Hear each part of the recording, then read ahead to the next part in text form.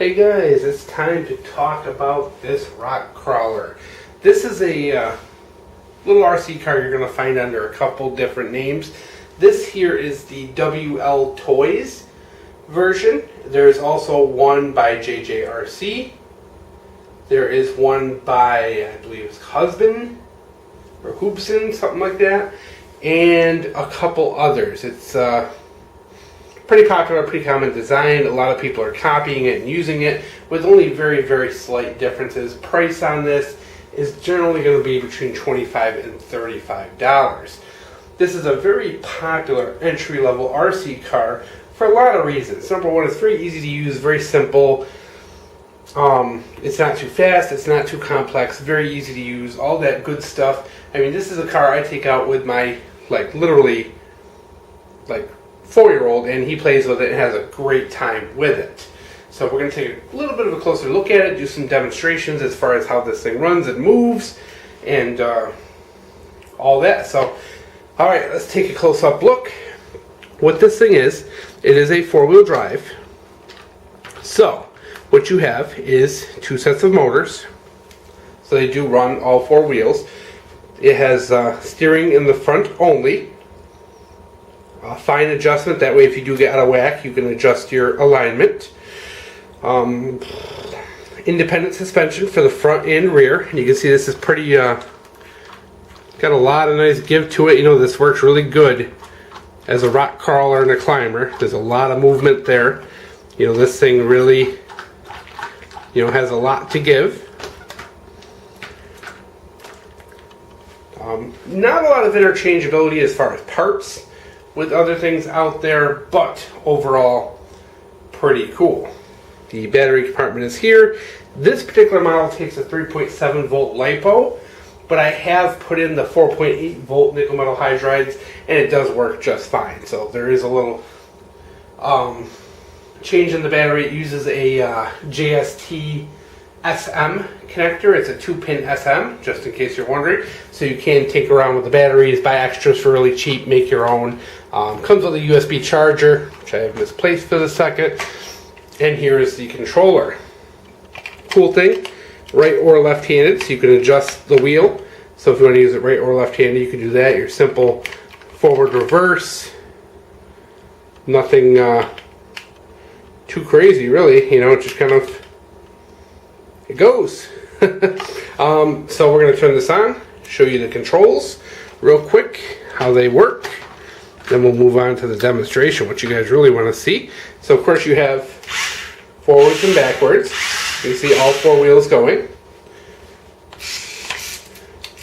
And one other thing to note, there is a little bit of graduated, control when it comes to speed, but not a lot. It's pretty much full blast and not. You get a little bit of a creep, and then there's full blast. So there's really not a ton. So if you are using this, it's pretty much going to be full blast almost all the time. The same goes with the steering. You really can't just steer a little bit.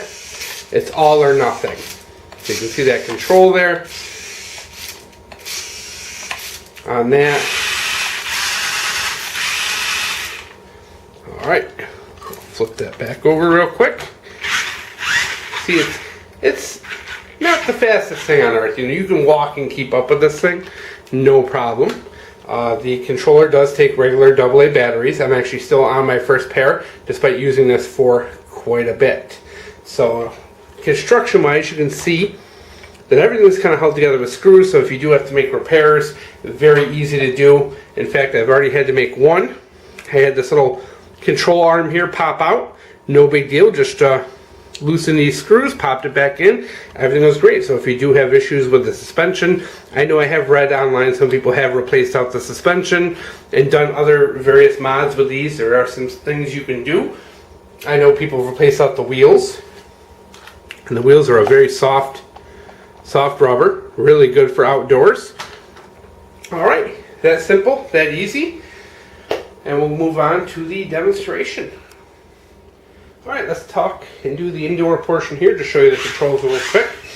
Forward and backwards, like I said, you can go slowly. but this really doesn't have the best control as far as speed. It's pretty much either really slow or full blast. Likewise, the steering controls are always 100%. So you're going to have to indoor controls, as you can see, it's not the most maneuverable on earth, so you're going to have to do some backing up occasionally to make this thing actually happen. Whoop. And this thing will crawl over anything. Let me change that around so it's actually set up for left-handed.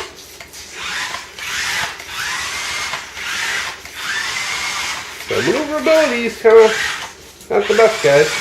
Whoop. And this will crawl over anything, guys. I'm telling you.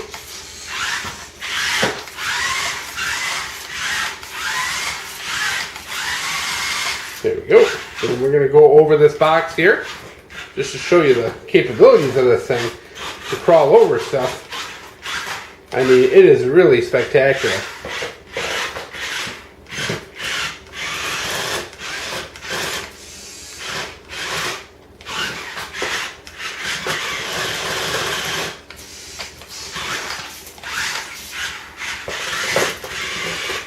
We'll back up over it, but we'll go around again.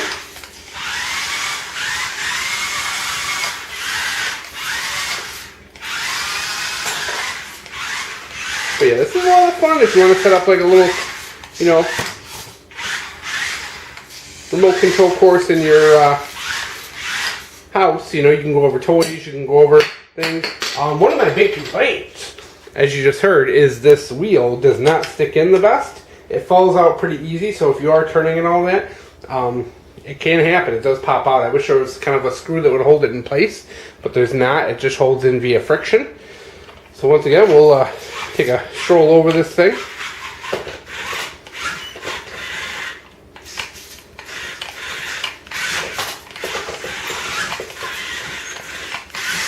Try that. So yeah, this thing.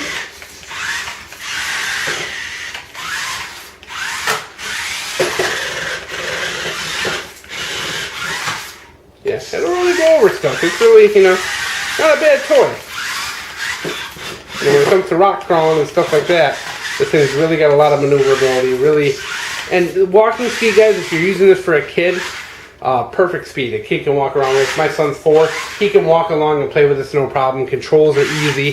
He has no problems using this all by himself. So it is pretty good, especially for the 20-something bucks. And you can see the maneuverability on it is just really, really something nice. Oh, it goes. There we go. All right, and now we'll move on to the outdoor.